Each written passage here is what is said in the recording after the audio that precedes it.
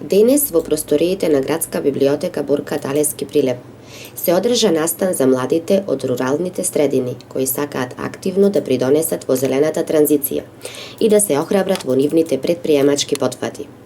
ЛАК Агро Лидер во партнерство со организации од Шпанија, Италија, Кипар, Словенија и Грција ја создадоа иновативната платформа Green Up Yourself со поддршка на Еразмус и програмата на Европската Унија.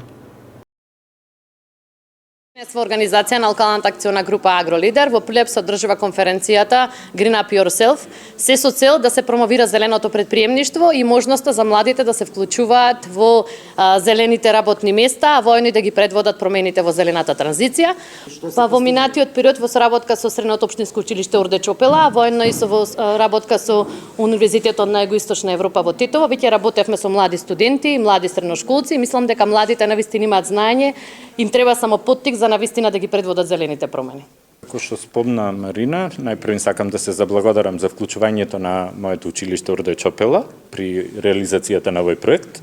Значи, во склоп на училиштето ја реализиравме изработената платформа од страна на овој проект, која што содржи неколку дигитални алатки, кои алатки ни помогнаа полесно да го доближиме зелените вештини, зеленото предприемништво и да влијаеме како клучен фактор во подигнувањето на свеста кај учениците за потребата од промена во размислување, промена во однесување, промена во дејствување, се со цел заштита на животната средина и биодиверзитетот.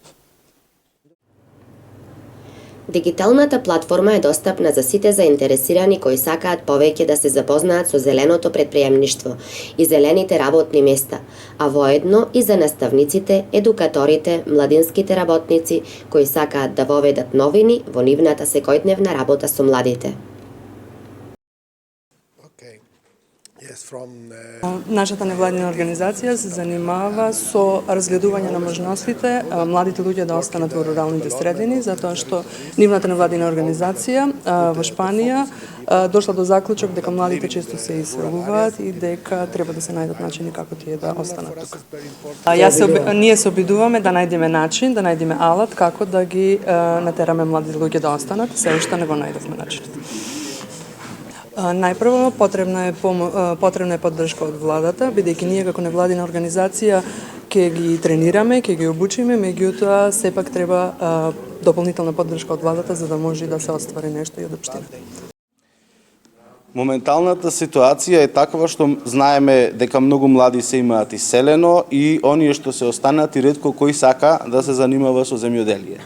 Проблемот е во тоа што недоволно се знаат можностите и бенефитите што земјоделството како ресор ги дава.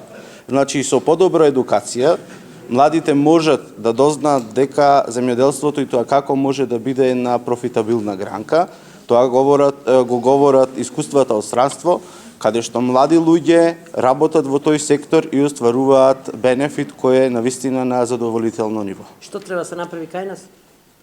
Кај нас треба да се направат регулативи кои ќе им помогнат на младите и ќе ги поттикнат, меѓутоа не само финансиски, туку едукативно да се свати важната улога на земјоделството, бидејќи без земјоделство нема храна, без храна не може да се опстои и не може една држава да биде независна ако не произведува храна.